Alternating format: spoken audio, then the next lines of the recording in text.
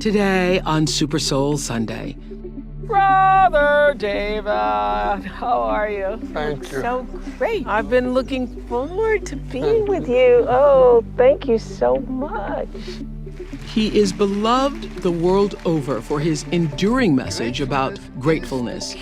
It's the true source of lasting joy. Grateful living is to be grateful at all times, no matter what happens, also in the midst of suffering.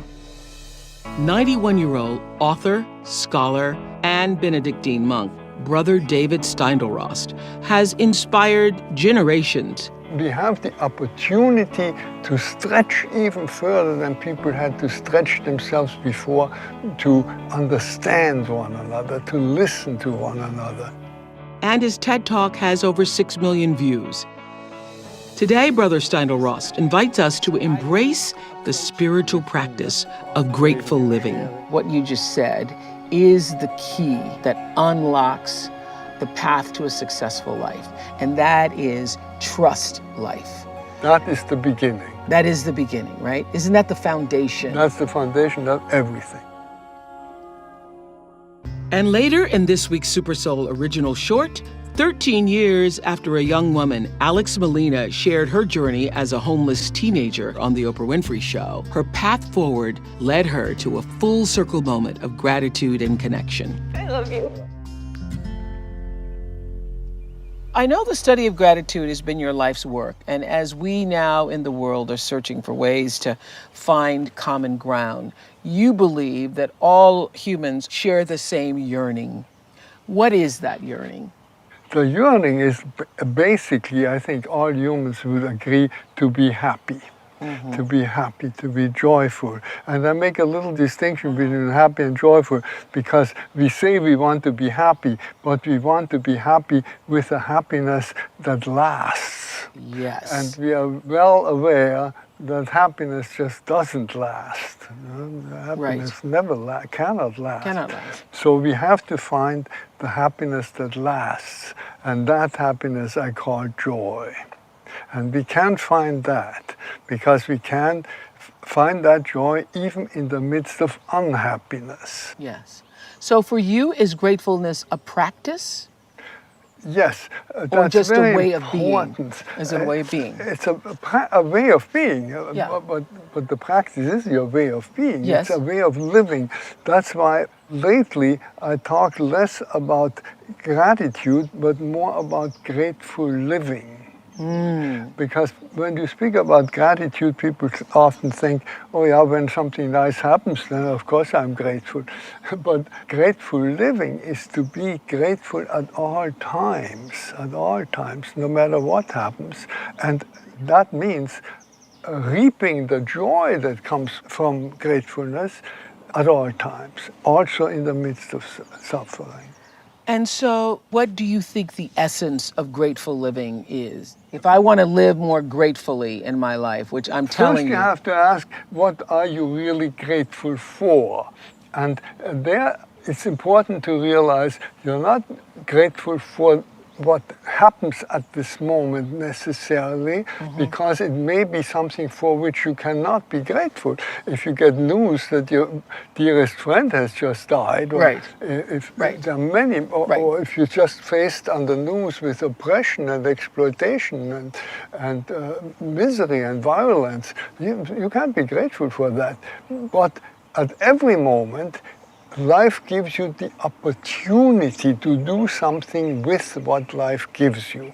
And therefore, grateful living means learning to avail yourself moment by moment of that opportunity. Yes. And that most of the time it's the opportunity to enjoy. Yes. And one really has to help people realize that.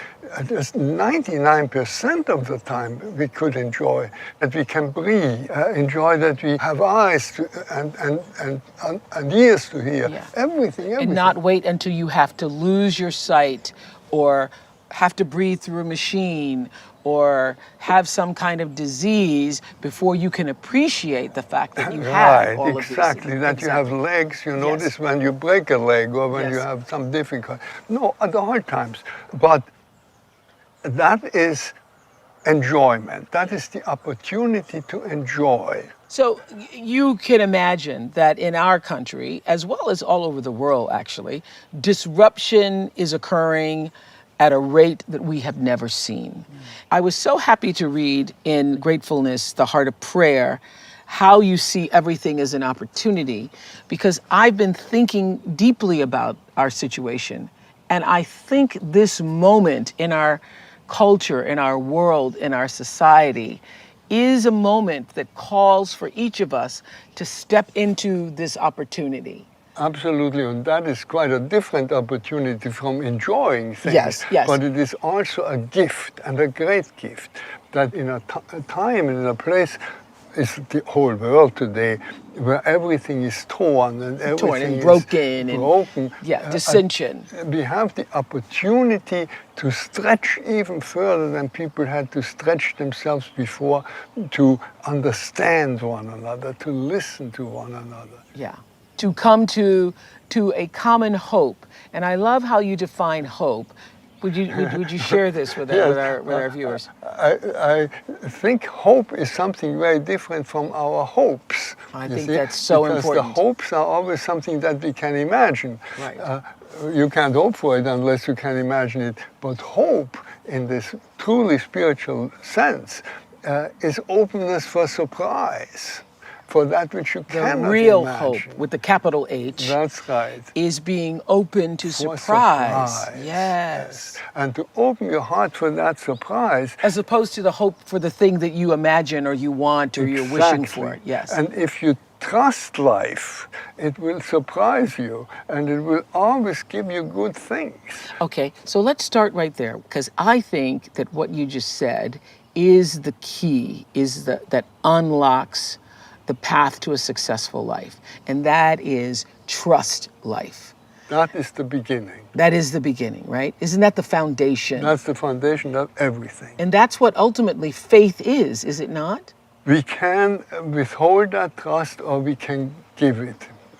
And if we withhold it, we can try it for a little while, but everything goes wrong. How can people learn to not withhold it when you feel like life has given you an unfair shot? How can you develop faith, maintain, sustain faith when you really think life has been really unfair? I too quickly say, well, yes, you should trust in life, and I would be very careful. But it's the only thing that you can say. And you ask, how can I prove that life is worth trusting? If you know the person well enough and can really speak from heart to heart, that's also necessary. But you can make them look back on their life, and they will see that even the worst things that happened to them turned out to be life-giving. If you look back on your life, you see situations and times when everything seemed to be just terrible, Yes. catastrophe. And now, out of this catastrophe, not in spite of it, even because of it, you got where you are. And that is so encouraging. But you see it mostly when you look in the rear mirror, so to say. You see it looking back. And when you look forward, you can't see it. Otherwise, you wouldn't be in the difficult situation. Correct. But I think also developing a trust in life, even when the hard times come, you know you'll get through it. That is the point. Because you have experienced it in the past, and you can see it when you look at the past. But when you look at the future, you can't see it. That's what makes it so difficult. And then you need that trust. Even though I don't see it, I trust that life will give me good things. Yes. So how do you come to be a human being who lives more alive? Those are the three necessary steps that have to be repeated over and over to really come alive.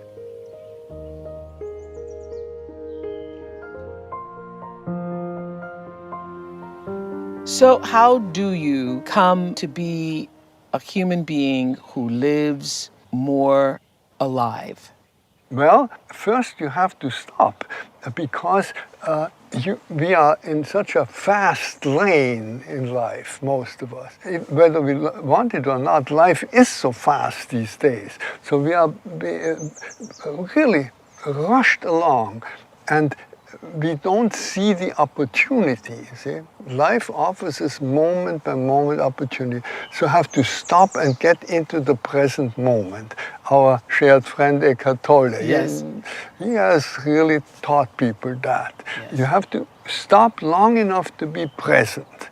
And then you can listen, look, smell if necessary, whatever. What is now the opportunity that life offers me at this moment? And then that is the look. And then go and grab it. Do something with it. When it comes to enjoyment, enjoy the moment really. Don't just say nice flowers and go on to something else. But look at the flowers, let them impress you. Yeah. So stop, look, go. Those are the three necessary steps that have to be repeated over and over to really come alive. That is really the happiness that we all long for, to be alive on all levels, on the physical level, on mental level, Right. emotional level, and on the spiritual level. Right. I know you believe that gratitude can inspire a revolution, because in your TED Talk you said gratitude can change our world in immensely important ways, because if you're grateful, you're not fearful, and if you're not fearful, you're not violent. If you're grateful, you act out of a sense of enough and not of a sense of scarcity, and you are willing to share.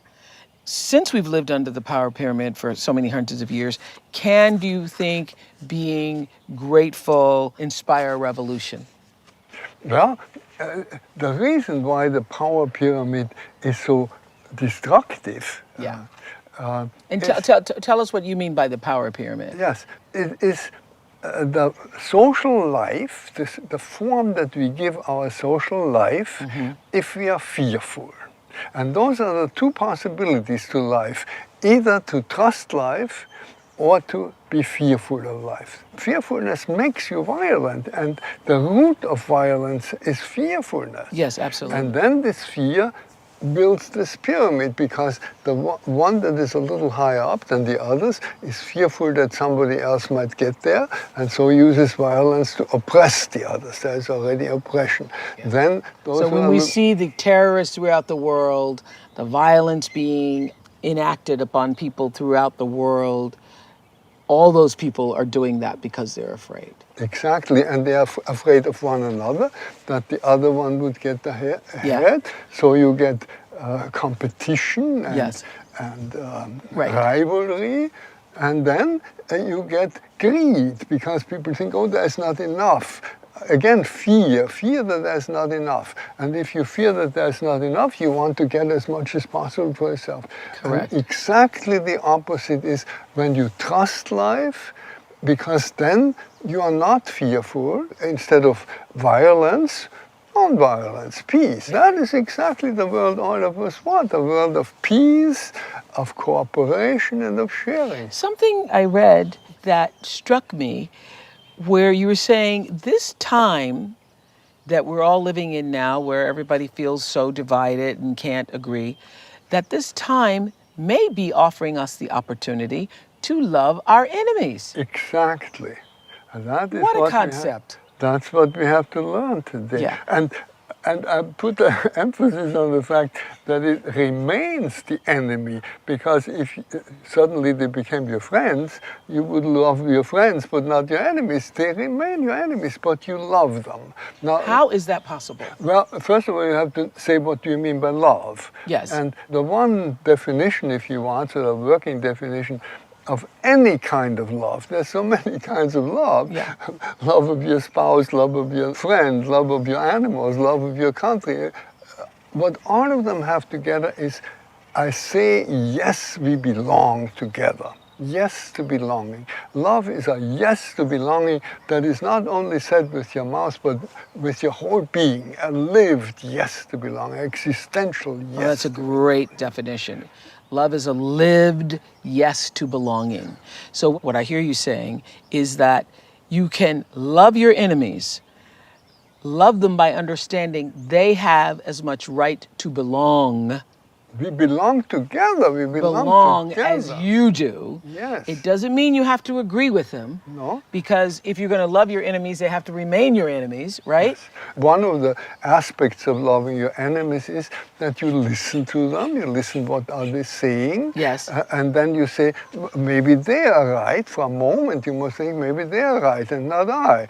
So you check what your opinion is against their opinion. Right. That's already a step forward. Then you look at the issue.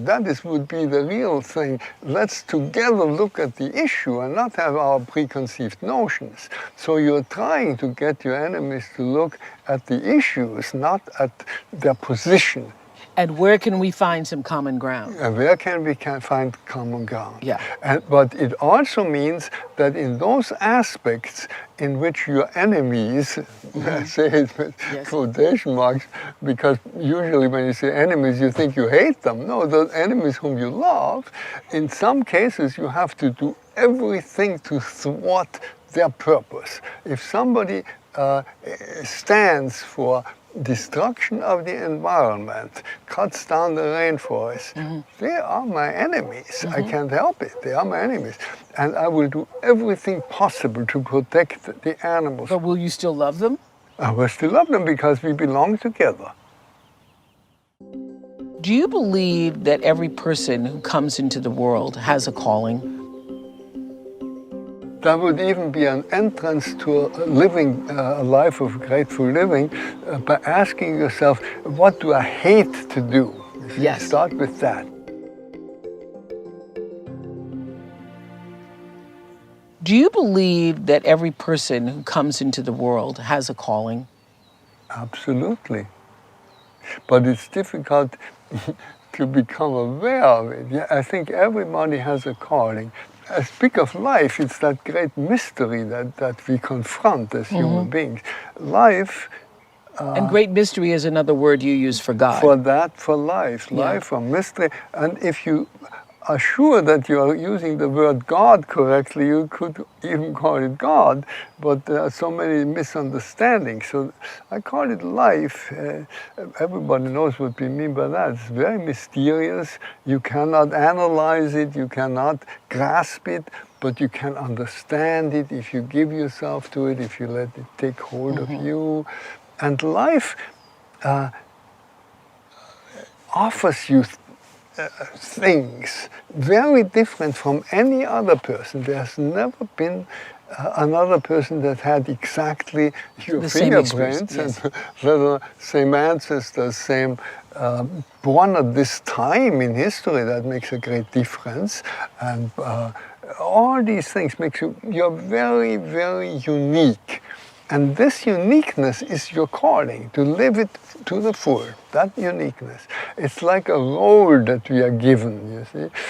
When I say we all belong together, that is our self. Yes, so the real calling for all of us is this calling that each of us as an individual has to come alive as a human being and express whatever that is. Exactly. Yeah. People want to come alive in their uniqueness and to be able to express what that is, which is the mystery expressing itself through them. In that unique form, as never form. Before. Yeah. There is a beautiful story from the mystical tradition in Judaism where one great master prays, "Oh God, make me like Abraham." And the voice comes from heaven and says, "I've already got one, Abraham." That's right. I want you in your uniqueness. That's right. That's right. I appreciate you saying that the term spirit has been so misused that I would be perfectly happy to drop it completely, declare a moratorium on the word spirit, and use always the term common sense. Because in contemporary parlance, that says it much better. It makes sense. It's connected with the body through the senses. I thought that was brilliant when I read that. I'm glad you like that. Yes, Because I think the word spirit is so confusing for people that if we start using the common Common sense. It's a common Because sense. it makes sense. It has to do with the senses, with all our senses, and it is common to all, and it leads to awareness that we are all one.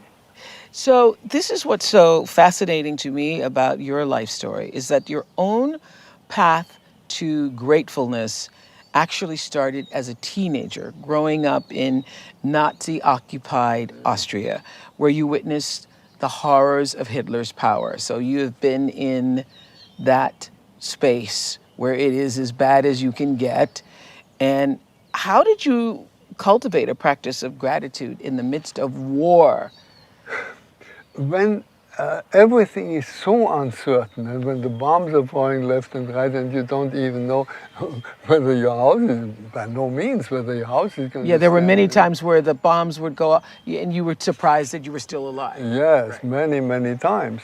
And when you live in that way... So were you allowed to stay in your home? You were never taken off to a camp? I was in the army, in the German army, but we were not in camps. We had to live in the present moment, that tolle moment. And when you live in the present moment, you are all there. That's where the stop brings you. And then you can look and you can go from that moment. I can imagine that the only thing you can do is focus on right now, because it's too much to try to worry about what's going to happen an hour from now. You have not the slightest idea. I have not the slightest idea. I remember a situation in which one of our teachers gave us a homework, and he said, "This is for next Thursday." And the whole class burst out laughing. Next Thursday? Who knows what's next Thursday? Wow. I know. I read that you didn't even know, you never expected to live to 20. Absolutely not. Coming up, will you share the lesson in gratitude you learned from keeping death before your eyes and where you got that at all times?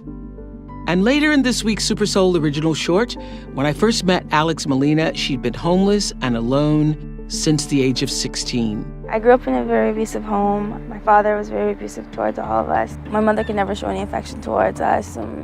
Over 10 years later, her remarkable journey continues to inspire. No way.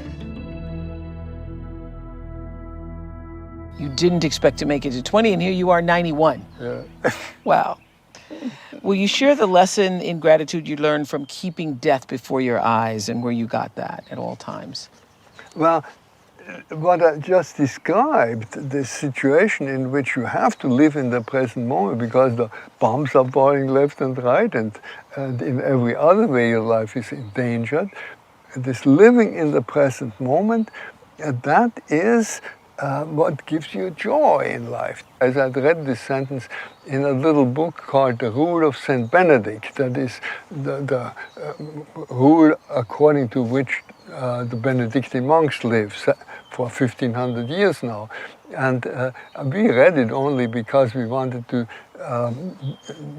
do something spiteful against our Nazi teachers, and we knew they didn't want us to read that sort of thing.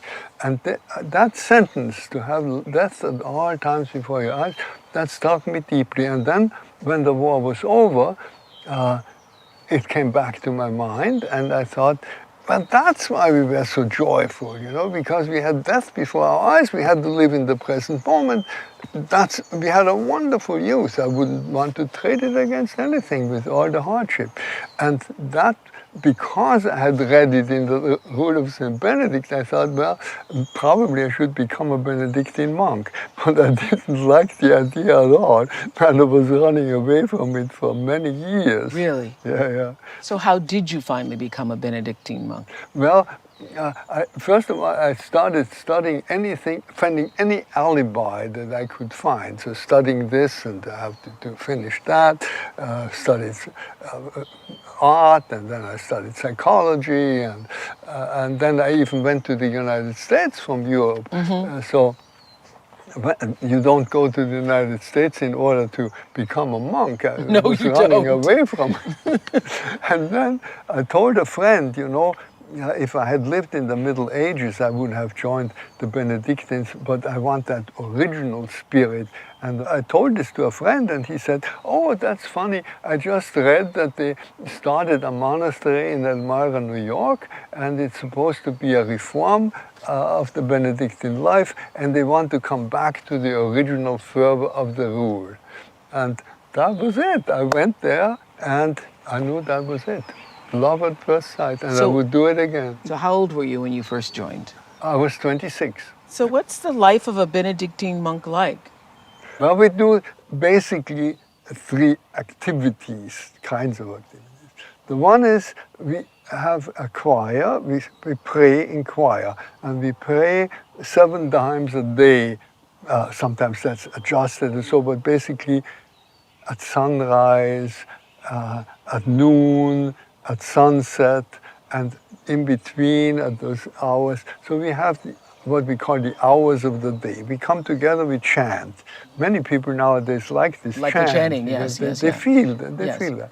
So we chant, we pray together, we chant. That is one of our activities. The other one is that we study or meditate on scripture, but also on all sorts of other things. And the third activity is working with your hands. So everybody works with their hands part of the time, part of the day, that keeps you down to earth, as we say. That's typically Benedictine. And my favorite work, and now at my age, there isn't much else I can do, is washing the dishes.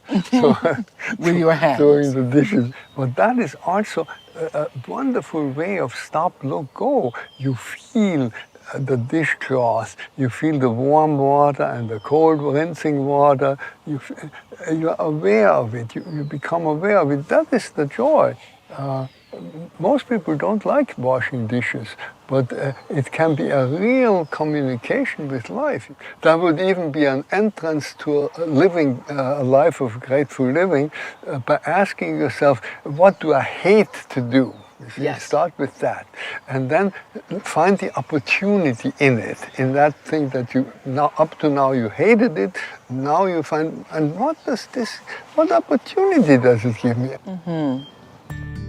I think so many people are feeling overwhelmed by their anger today.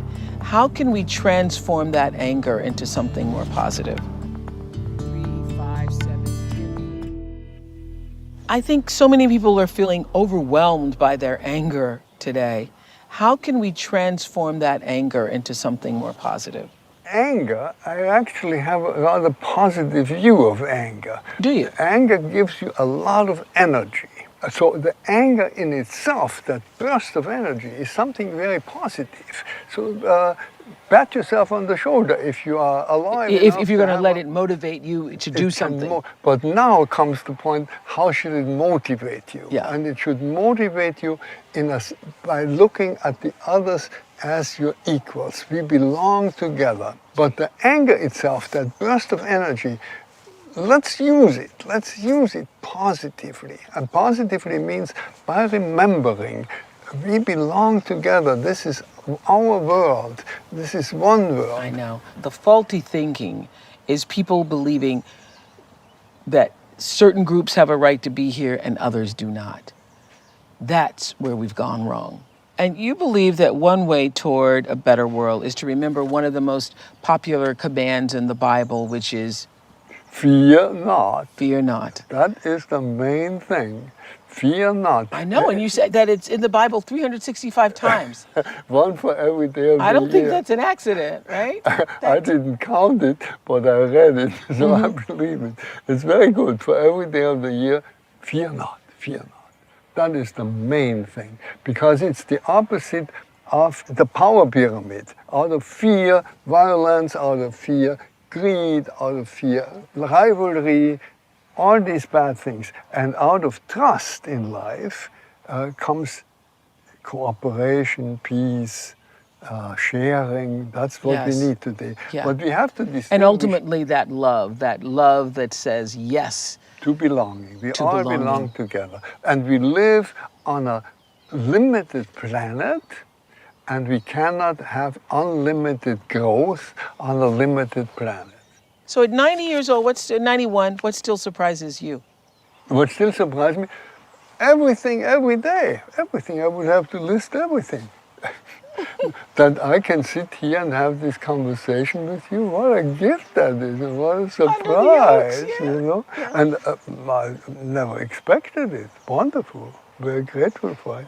But everything is surprising. So I want to end with a passage from your forthcoming book, I Am Through You, So I. You write, daily it becomes clearer to me. Gratitude is a celebration of love, just as love is the lived yes of joyful mutual belonging.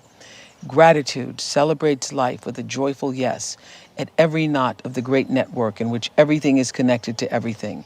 As we live this yes with ever more conviction, love ripens ever more abundantly in the autumn sun of life.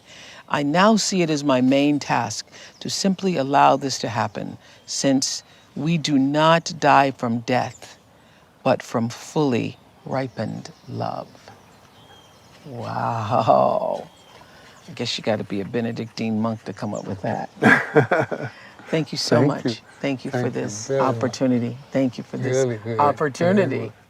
Coming up in today's Super Soul original short, 13 years after the Oprah show surprised Alex Molina with a college scholarship, she pays it forward in the shelter she once called home. In today's Super Soul original short, a life-changing lesson in gratitude and the transformative power of paying it forward.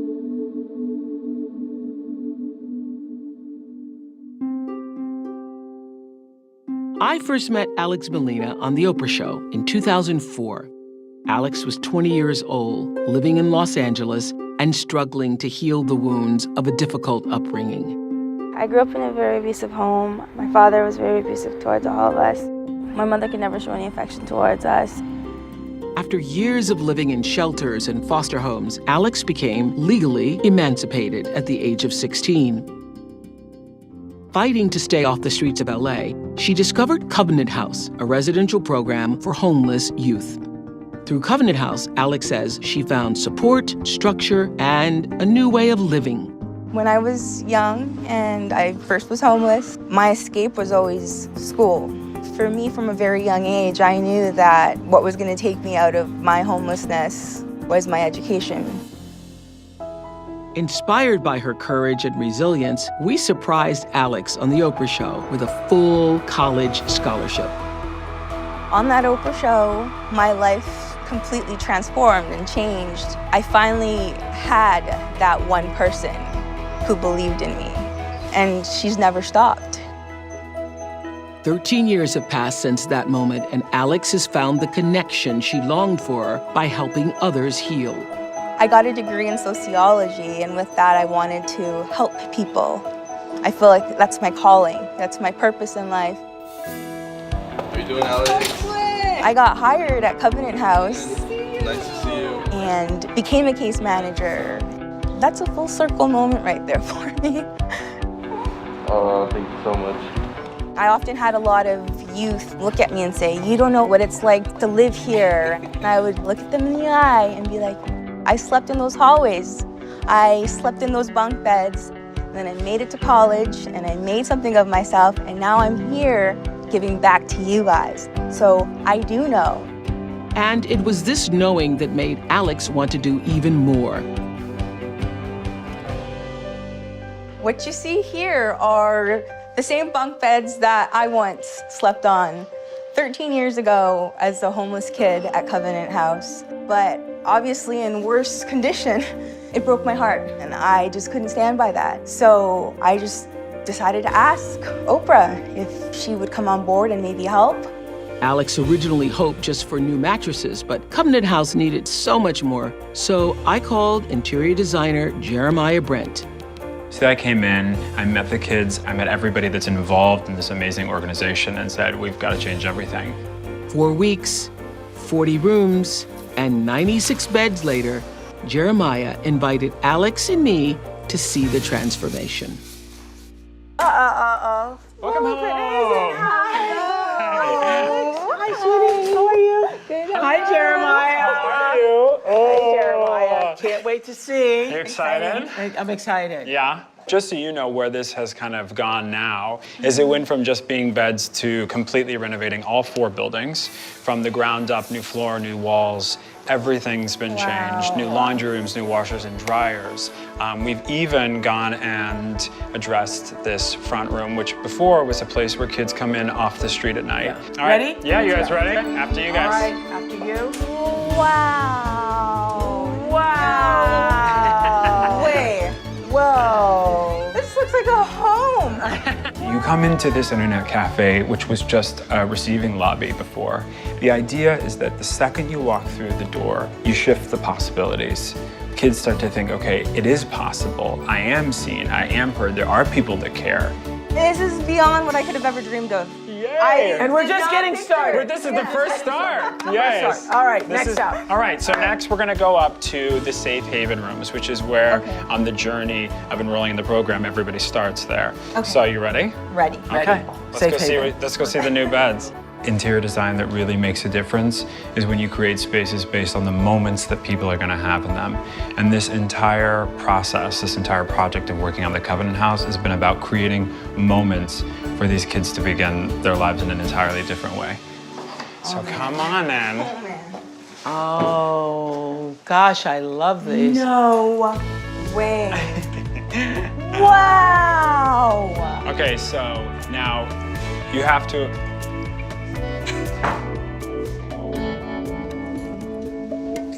Yes, yes, yes, yes, yes. Thank you. This is home. Oh my The God. kids, this is their home. And it does not look like an institution or a shelter. It looks like a home.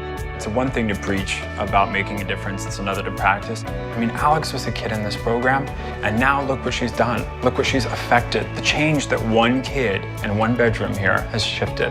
Now every kid that comes in here for the next 10 years is going to feel that change.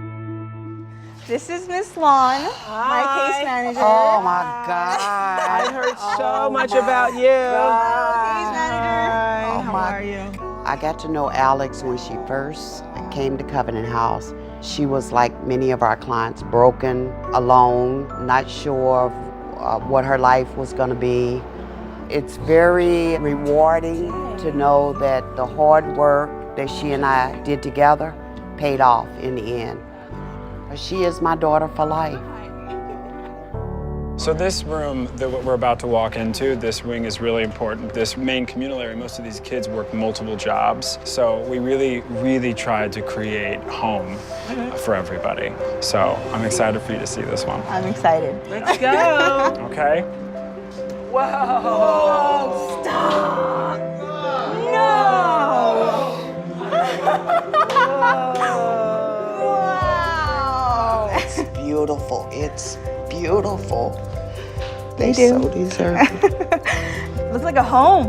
My goodness. Yes. This looks like home. Amazing. Welcome home. Yeah, this is nice.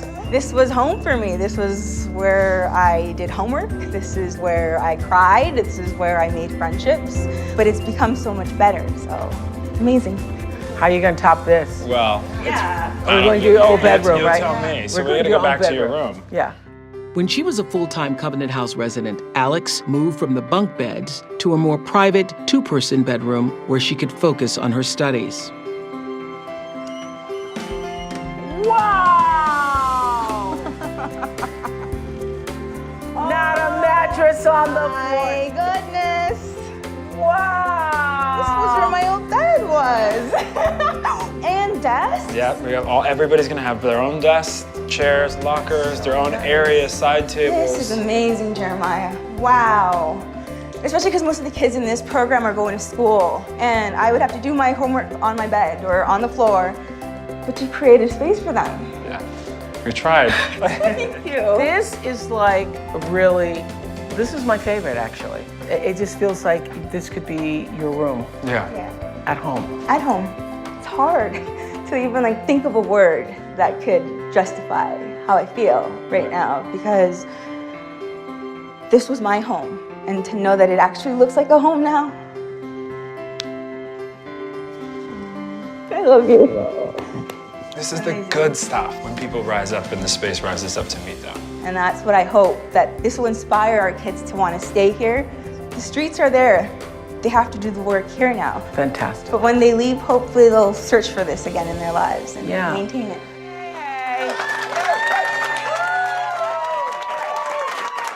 Okay, we did it. Hi. Hi, everybody.